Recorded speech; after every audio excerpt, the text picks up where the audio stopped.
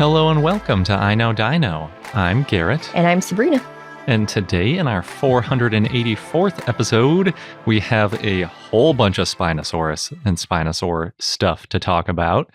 We've got a new Spinosaur, as well as an update on how likely it is that there were diving sail-backed Spinosaurs. But don't worry, if you weren't looking for Spinosaurs this episode, we've also got a new mamenchisaur, which is the sauropods known for their really long necks. But then for the fun fact, I'm going back to the Spinosaurs. So lots of Spinosaur action. We also have Dinosaur of the Day, Walgettosuchus. Or Walgettosuchus, if you Yes. want to say it that way. True. And I know we teased the ankylosaurs last episode, but this paper about diving Spinosaurs came out and we couldn't resist. So the ankylosaurs are next week. Yeah, the paper has been in preprint for a few months, and it's been on our radar. People have talked about it a little bit, and it's the ongoing debate that everybody's interested in. So we figured delay this episode to 11 a.m. when the embargo lifts, and we can get straight into it. But before we do, we want to thank some of our patrons for helping to make this podcast possible. And this week we have 10 patrons to thank, and they are Ray, Adamantosaurus, Lou, Chris, Dr. Eric Nefarious, Larissa, Linda, Joao, Lazy Dump Truck, and Anne. Thank you so much for being a patron, being a Dino-it-all with us. We say this a lot, but really, without your support, we could not keep this show going. Jumping into the news, I guess we're keeping the Spinosaurs together, so we're going to start off with the mamenchisaur. Get that sauropod out of the way. Oh, or, the most exciting part. Yeah, maybe. Probably not. All right, well, there's a new mamenchisaurid sauropod, and picture quotes around this name, Jingia dongxingensis. This was published in Historical Biology by Xinxin Ren and others. Now, the reason Jingia is in quotes is because it turns out that name, Jingia, was already used to name a moth in 1983 by Chen. That moth's name is Jingia vestigialis, in case you want to look up the moth.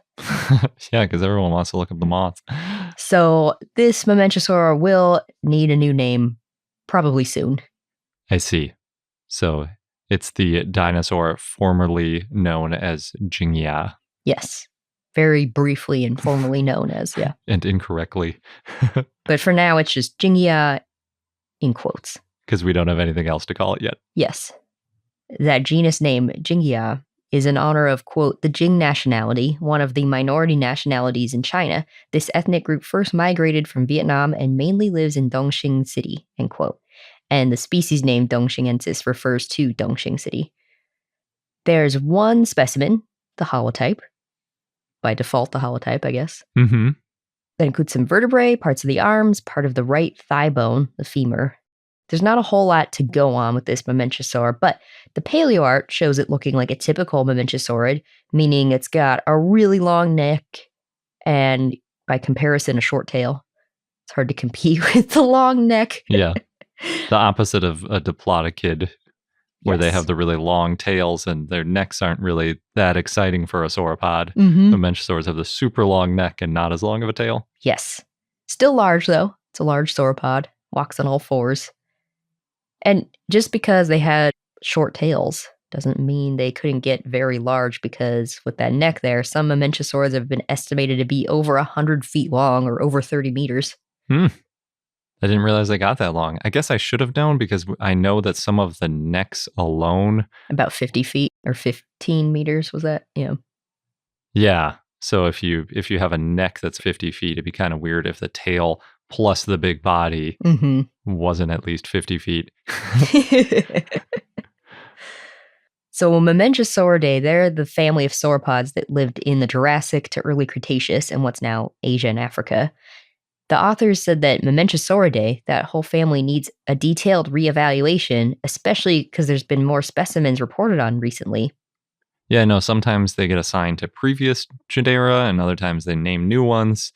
And a lot of times when that sort of thing is happening, someone needs to come back later and say, well, these ones are more similar and they got named into different genera, and these ones are more different but got lumped together. Mhm. So we need to be a little more consistent.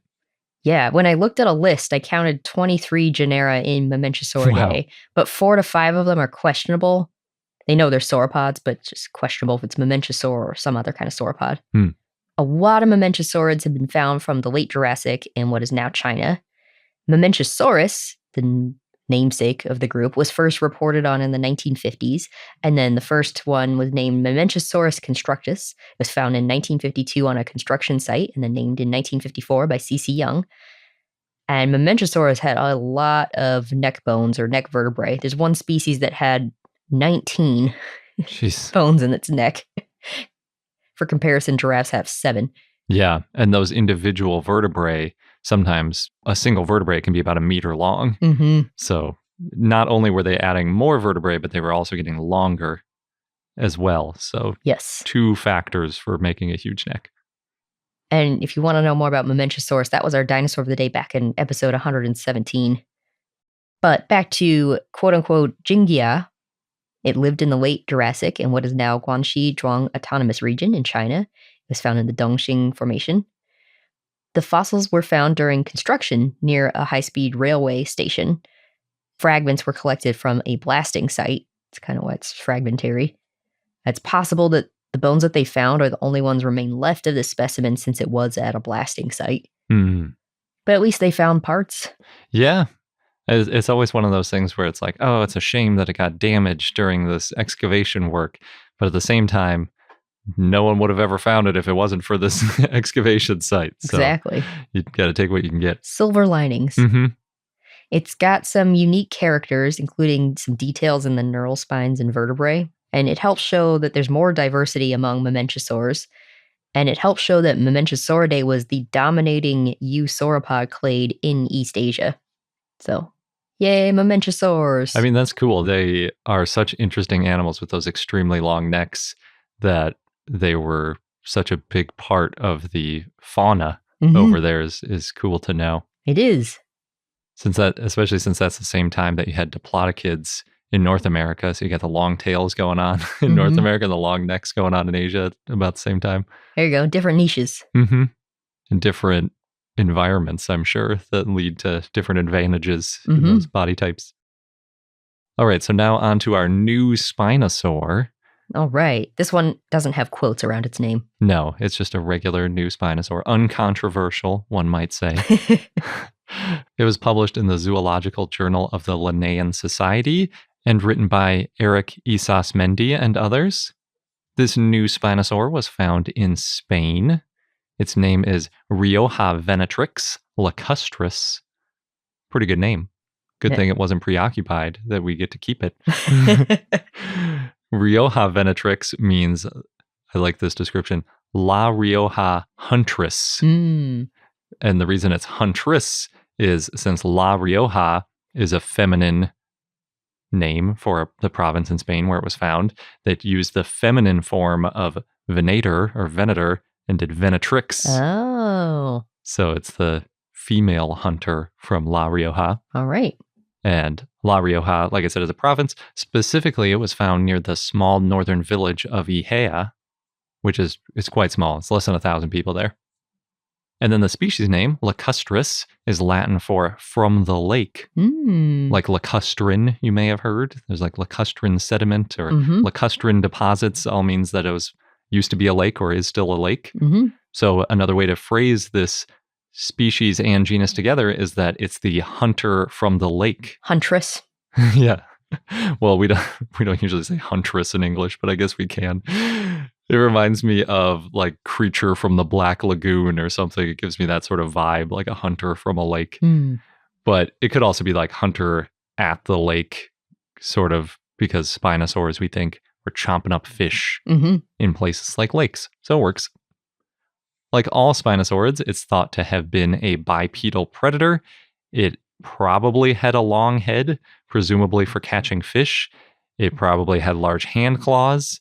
We're not sure why Spinosaurids had those, but it could have been like a grizzly bear using its claws to help hold or tear apart slippery food. That's just my speculation. We don't really know. but its jaws weren't as strong as some other theropods, so having good hands could be useful. And its hands couldn't really reach its mouth, so it wasn't using them to like scoop up fish and eat with them most likely. I guess it could maybe grab a fish, put it down, and then eat it. But depends how slippery that fish was. Yeah, probably better to just bite it. It's got a good mouth for biting into stuff like fish. Specifically, Riojavenatrix is a baryonychine. So if you imagine baryonyx, it's pretty much what it looked like. Probably no sail on its back or tail. And they estimate it was about 7 to 8 meters long, or 23 to 26 feet long, and weighed about 1.5 tons. So that's pretty big. It's no sauropod big, but yeah, pretty big. Yeah, for a theropod, it's like medium, I would say. It's about the size of baryonyx, maybe a little bit smaller, but we really don't have a great handle on its length because all we have from it is just one vertebra. We don't have much of a vertebral series as far as length is concerned, and that's what you want. Riojavenatrix is the 5th Spinosaurid named from the Iberian Peninsula. The first Iberian Spinosaurid material I could find was published about 100 years ago. In 1927, it was material from Suchosaurus, which I really enjoy, Suchosaurus. Suchosaurus is now a nomen dubium, which is too bad because it's pretty much the perfect name for a Spinosaurid. It basically means crocodile dinosaur. Yeah. Which I just really like, Suchosaurus. Too bad we can't bring that back. Of dinosaurs named in Spain and Portugal, Baryonyx has been known about for decades. Some of the new Spinosaurids were originally identified as Baryonyx before they got a closer look and got split off into their own genera. And that's the case for Riojavenatrix, which was originally found back in 2005. At least most of it was. There were a couple fragments that they think might also be Riojavenatrix that were found in the 20th century, but it was all thought to be Baryonyx for a while. Then after analyzing the bones, they decided that they had found enough of an animal and it was unique enough that they could give it a new name. What they found was that partial back vertebra that I mentioned, the only thing that was useful really for length. But in addition, they found part of the hips, the pubis, and the ischium, as well as part of the leg, and actually a fair amount of the leg. They got at least the femur, fibula, tibia, ankle bone, and toe bones. That's most of the leg. Yeah, it's pretty good. So a lot of the leg. Unfortunately, with Spinosaurids, the mouth is really what you like to see because that's where a lot of the interesting adaptations are. There's also interesting stuff in the shoulder and things like that. But they think they found enough key details in the hips especially, and I think the femur, if I'm not mistaken, that pointed them to it being a Spinosaur and not things they had seen in other Spinosaurs. For the record, in case you're keeping track, the 4 other Iberian Spinosaurids were all named really recently, within the last 10 years. So there's Camarasaurus, named from Spain in 2014, Vaibonavenatrix, named from Spain in 2019, Iberospinus, named from Portugal in 2022, and Protathlitus, named from Spain in 2023. I recognize the 3 names of the Spinosaurs we talked about on our show. Yeah. Yeah, 3 out of 4 or 4 out of 5 of them have been named since we started the podcast. The Camarasaurus fossils, though, aren't the best, so it's a little bit unclear if it's a Spinosaur or another large theropod. So it's okay, I didn't know that one. Yeah. So really it could be that we've been around for all of the new named Spinosaurs, or all the Spinosaurs ever named from the Iberian Peninsula. That's kind of funny. Riojavenatrix lived very roughly 120 million years ago in the early Cretaceous. That's about 20 million years before Spinosaurus was clomping around. And based on the relatively high position in the rock, meaning the layer of rock that Riojavenatrix is in, it may have been the youngest of all the Iberian Spinosaurids found to date. The most recent one to clomp around. In that case, it would have lived around the same time as a couple of other Spinosaurids. There was Ichthyovenator in Laos or Suchomimus in Niger. We don't have the best dating on any of these 3, the new one or those 2 older ones I just mentioned. So we're not really sure if they were walking around at the same time, but they might have been. I mostly bring them up to say, even though it's newer than the ones in the Iberian Peninsula, there were other Spinosaurids around in other parts of the world that we knew about. So it's not like the newest one.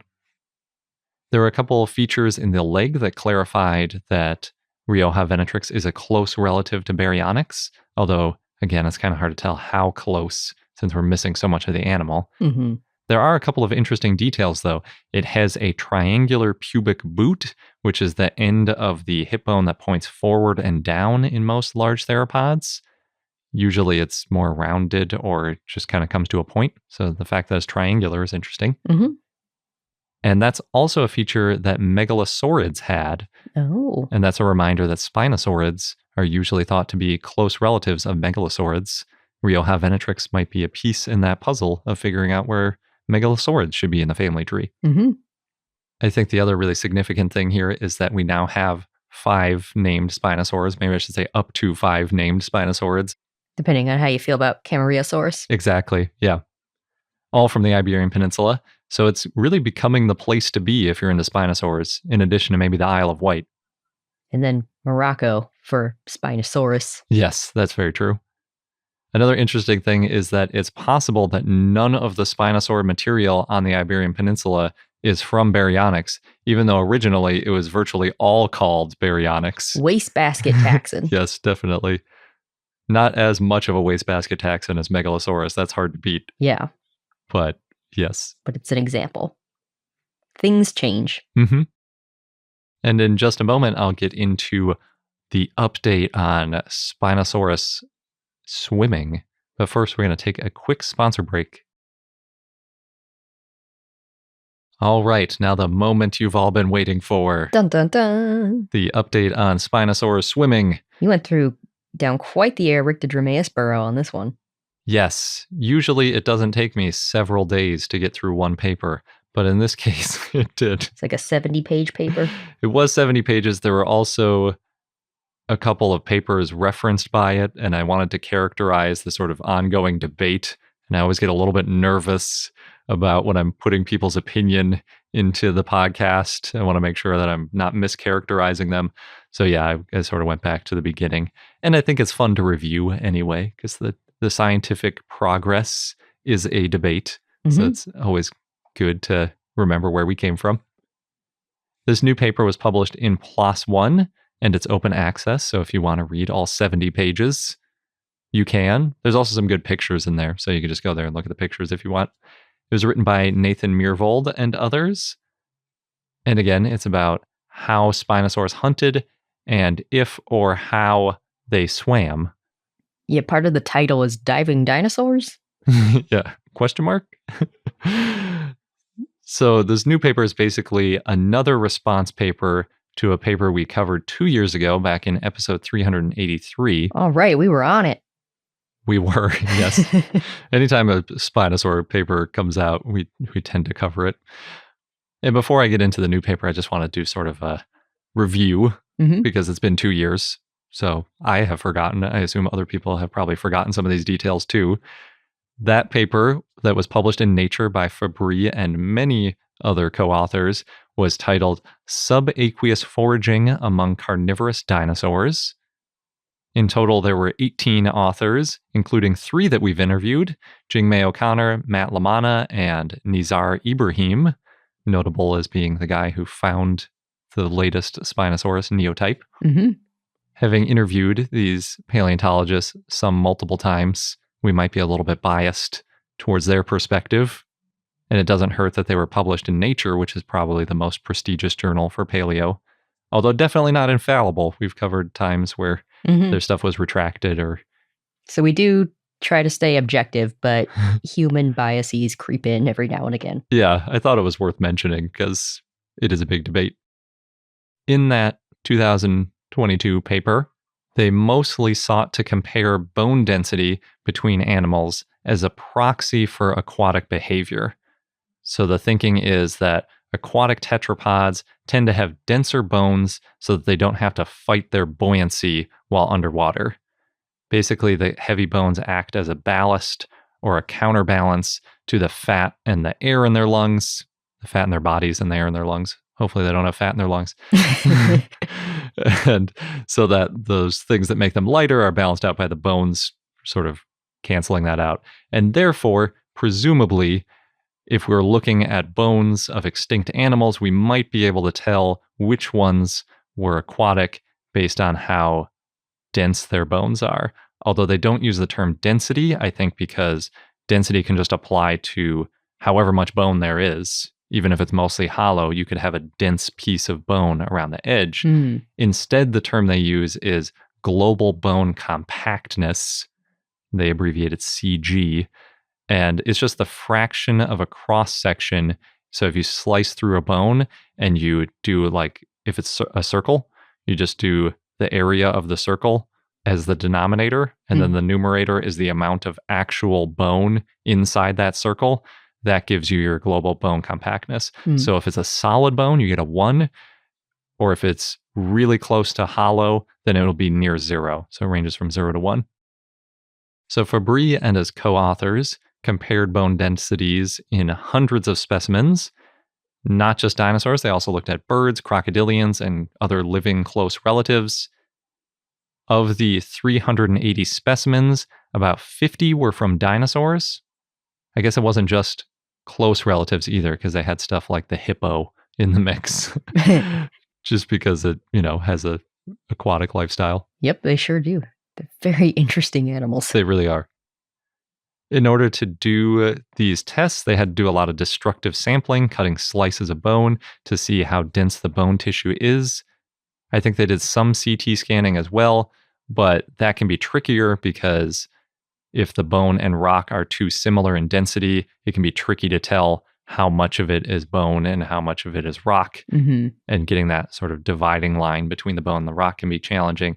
And also if there's metal in it, then it won't work very well. So there's limitations to CT scanning, which is why usually when you want to look at what a bone looks like in its structure, the gold standard is cut that baby up. For now. Grind it down, put it under a microscope. Yeah, it might be changing.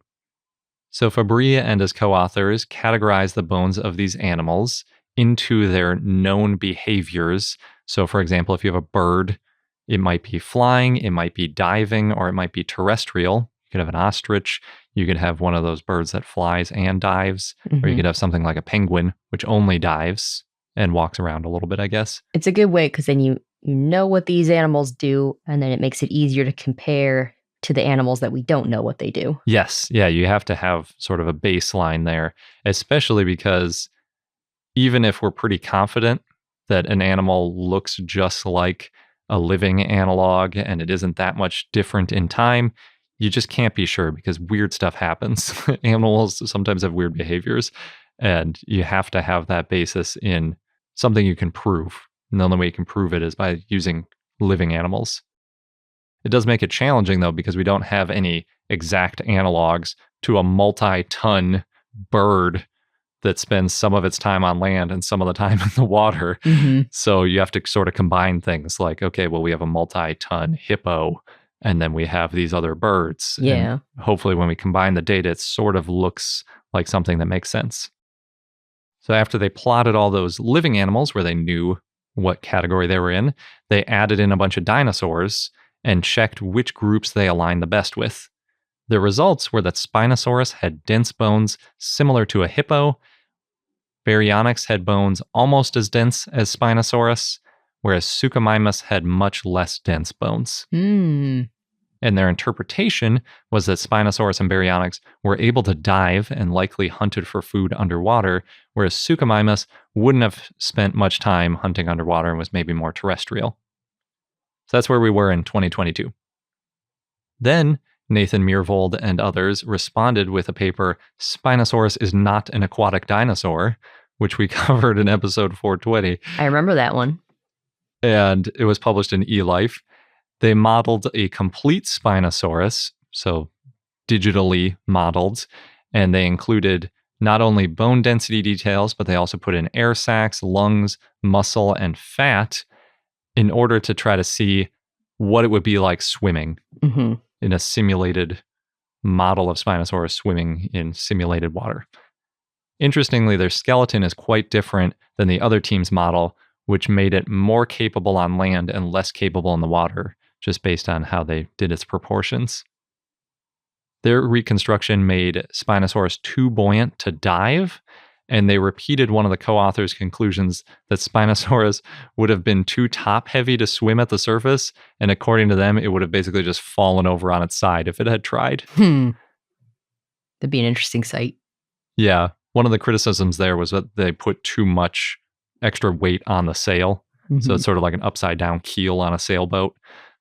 So you want it to be lightweight on the top and heavy on the bottom, not the reverse. I think that illustrates the importance of these debates, because depending on your data set and how you interpret things, that's how you get these differing points of view. And then you build on each other's work to eventually get to something closer to what happened. Yes.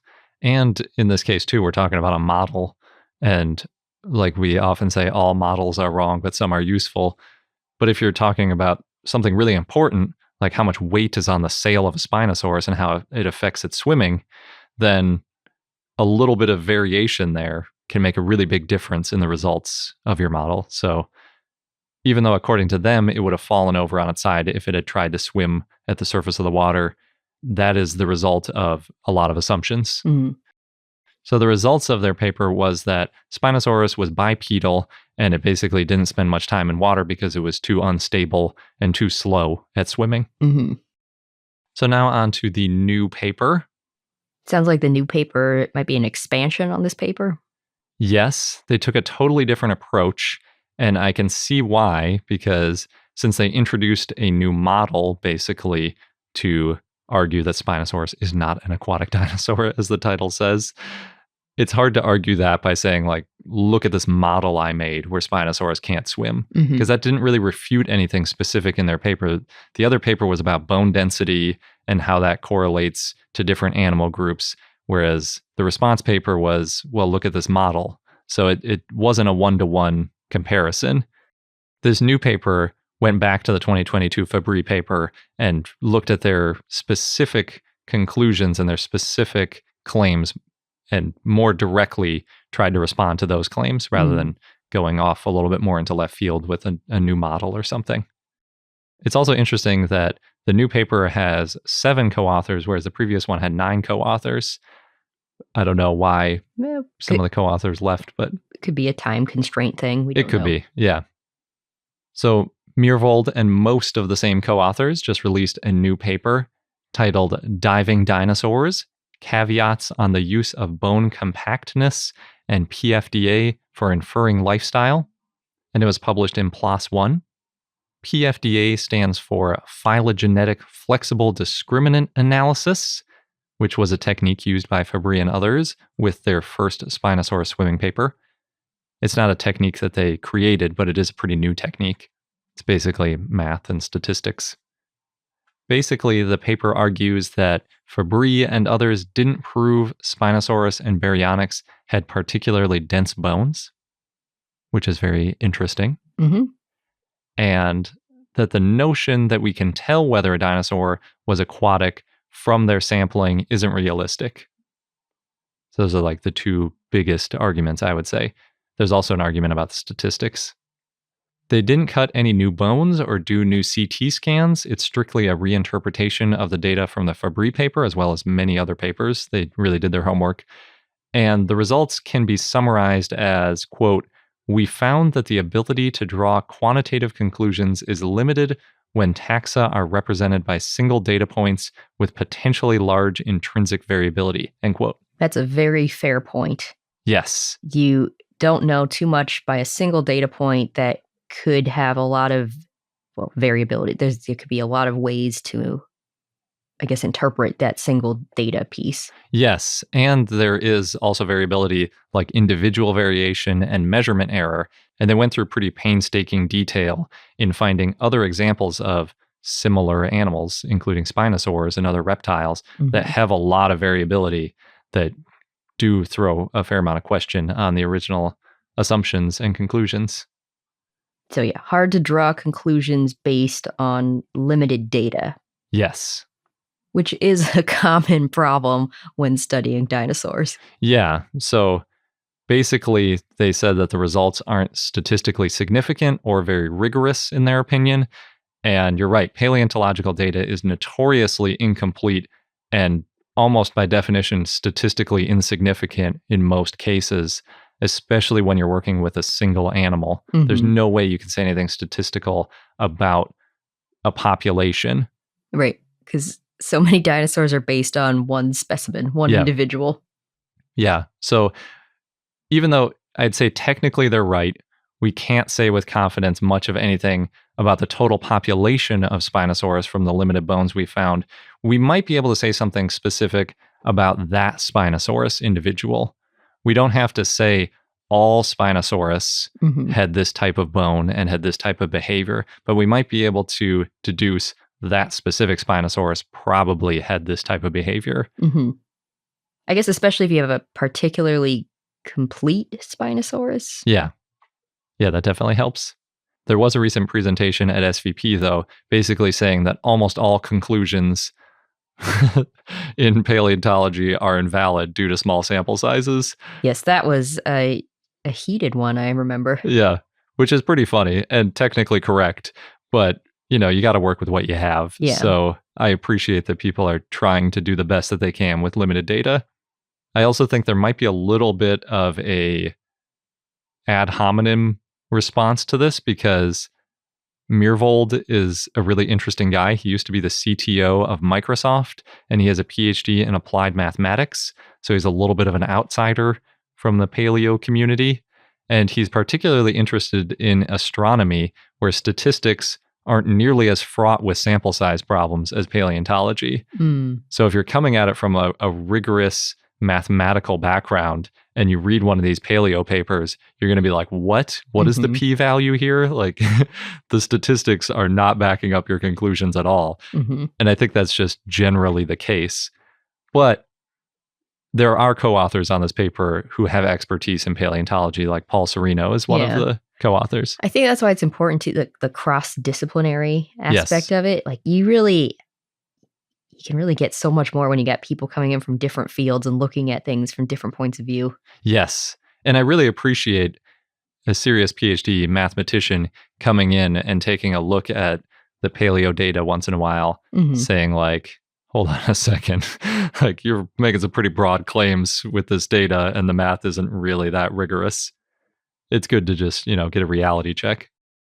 One interesting point was that they think the diving category that was used by Fabry should have been more specific.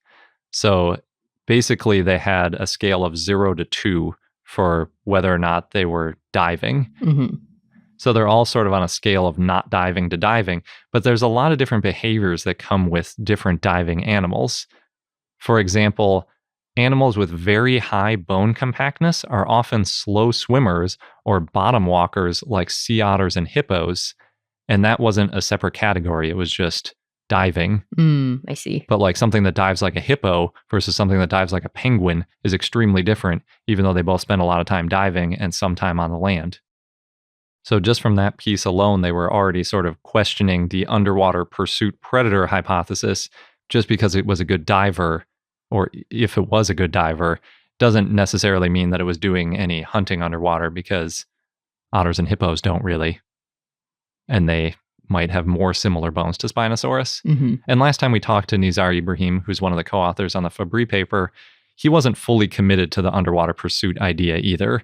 And it was just another one of those, well, we don't really know how semi-aquatic Spinosaurus was, how aquatic versus terrestrial. What is the definition of semi-aquatic? We still don't have one, not a firm one. Well, we don't know where on the spectrum of semi-aquatic it is, I would say. Okay, yeah. But there were 3 key points that I think are really important that I don't want to miss in this paper. And the first one is that density of bones varies between individuals. So using CT scans from a baryonyx at the same point in a femur bone that the Fabry paper used, they found a bone compactness of 0.77 compared to 0.88 in the Fabry paper. And those numbers sound pretty close, but Suchomimus was measured at 0.68 and classified as terrestrial. So you can tell that animals with pretty high bone compactness can still be considered terrestrial in their analysis. So statistically, there's a lot of variability just in those 2 samples, and it draws into question a little bit of this individual variation element. The second key point I think they made was that the density of ribs varies a lot along their length. The 2022 paper really put a lot of emphasis onto the rib density because unlike load-bearing leg bones, the weight of the animal shouldn't be as big of a factor in a rib. So they could function more as ballast without having a lot of other competing factors in how dense they are.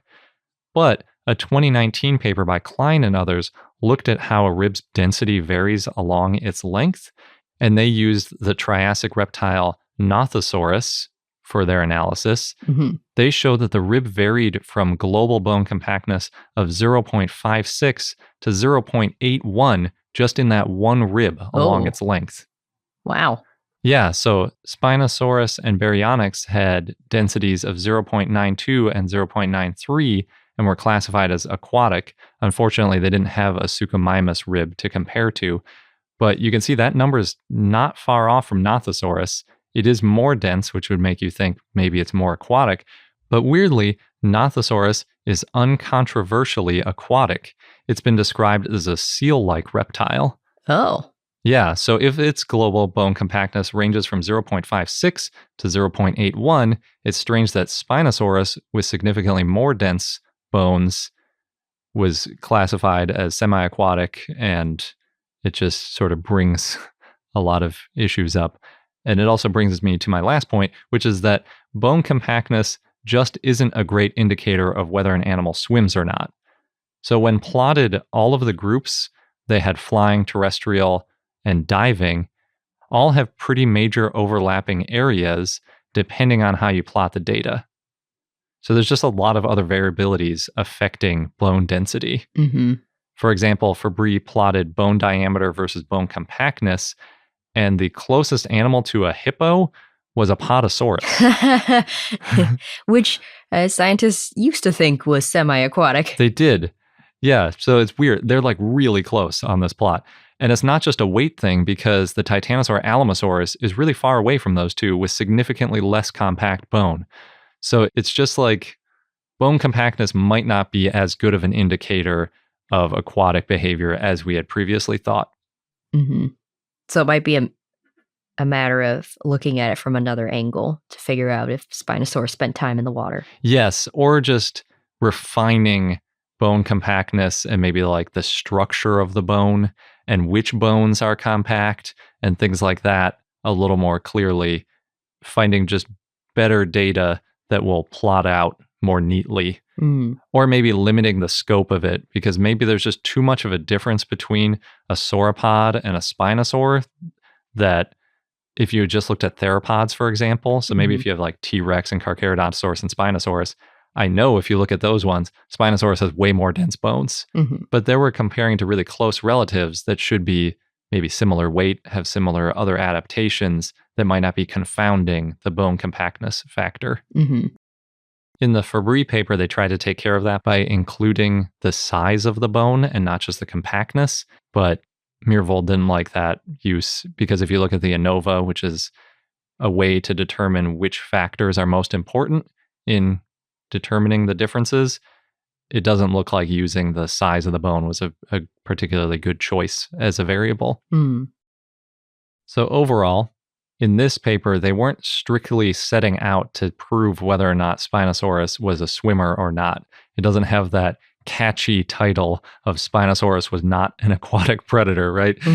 Instead, what they're doing is they're really looking into helping to contribute to this ongoing debate about Spinosaurus by carefully re-examining the data and the methods that were put in place by Fabry back in 2022. It's all part of the process, right? Exactly.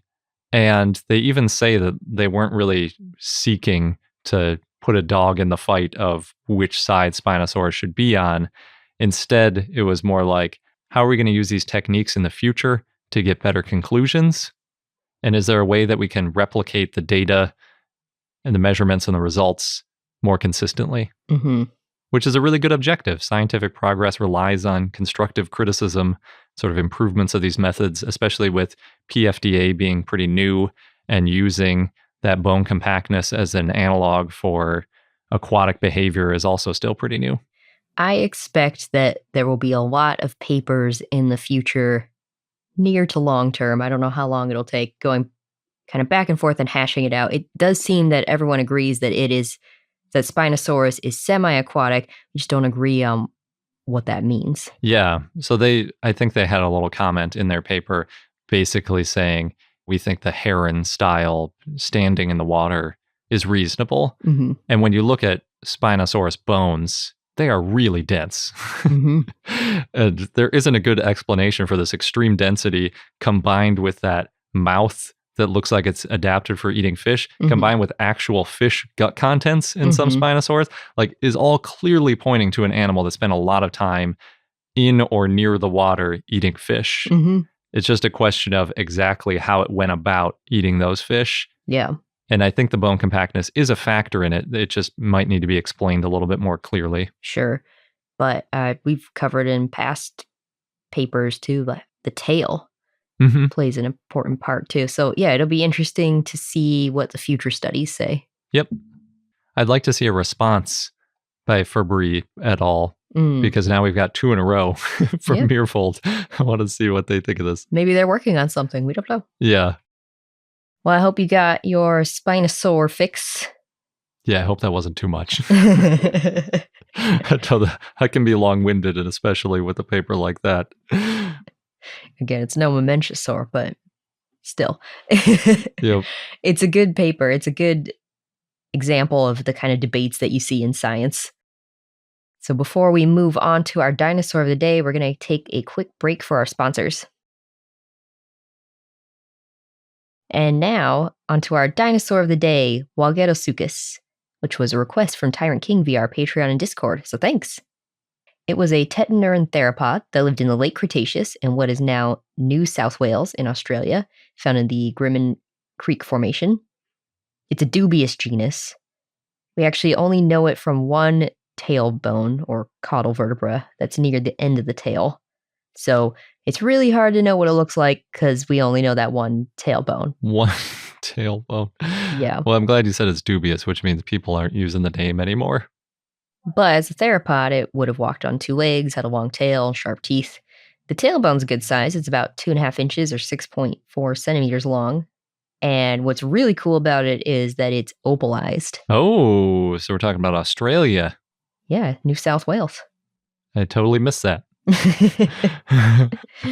The fossil was found in 1905 by Tullie Cornthwaite Wollaston, an opal dealer in Lightning Ridge near Walgett in New South Wales, Australia. I had no idea they found opalized fossils over 100 years ago. Yeah. Huh. Lightning Ridge is the place to be for opal fossils. Yeah, cool. It got briefly described, this fossil, in 1910 by Arthur Woodward after the fossil was sent to the British Museum of Natural History, and then it was named in 1932 by Friedrich von Huene. The type and only species is Walgettosuchus woodwardi.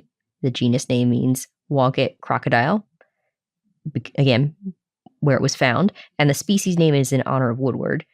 Von Huene thought that it was a Saurosaur. In 1990, Ralph Molnar found that the fossil couldn't be distinguished from tailbones in ornithomimids or megaraptorids, so they thought it was an indeterminate theropod and a nomen dubium. So it's been a nomen dubium for a while. Yes.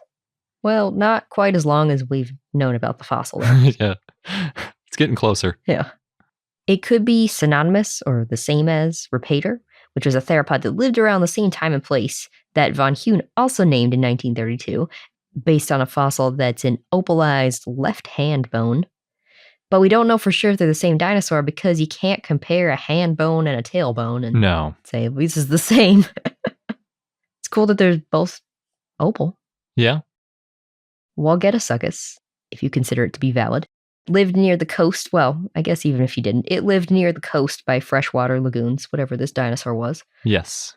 And other dinosaurs that lived around the same time and place include the iguanodontian Fostoria, also known from opalized bones. Yeah, and that one's still valid, right? Yes. The ornithopod Weewarosaurus, another opal dinosaur, as well as ankylosaurs and antiornithines, megaraptors, and sauropods.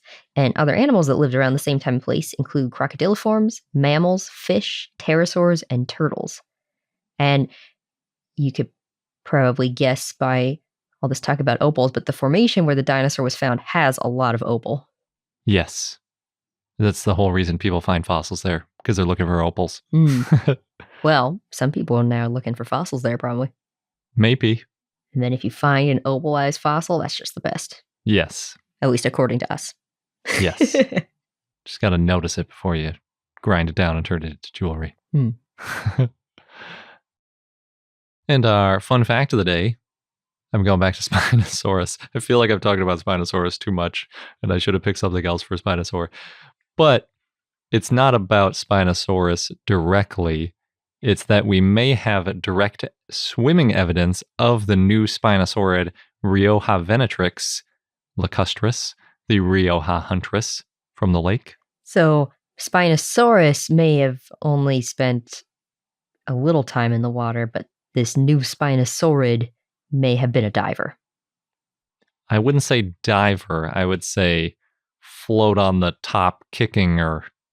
Okay, a swimmer. Yes, that's a better way to put it. And the reason I say we may have direct evidence of Riojavenatrix is because we have evidence of something swimming. We don't know exactly what it was.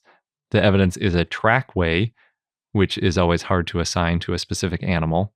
But the tracks are also from La Rioja, Spain, like Riojavenatrix, and the tracks are also estimated to be from the late Barremian to early Aptian, or about 120 million years ago, like Riojavenatrix. I think they're only about, what did I measure, 50 kilometers away too? So pretty close. So it seems possible. It is possible. There are other contenders, but it's possible.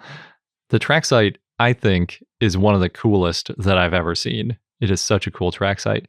It's currently interpreted as 27 swimming tracks from a river, which made me immediately think maybe Riojavenatrix shouldn't be lacustris, but the species name should be about a river and not a lake.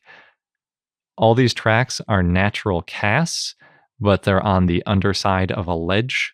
So it's literally like the original tracks, the impressions in the dirt, fell out of a cliff, and you're looking at the solidified dirt that had filled those tracks up from below. Oh, weird. So, yeah, it's almost like, it makes me feel like when I look at these pictures, if you're standing below it, it's like you're literally standing below the rock where these animals stepped and seeing it. Almost like if you're laying below a trampoline and seeing people walk on the trampoline, you see their feet poking down.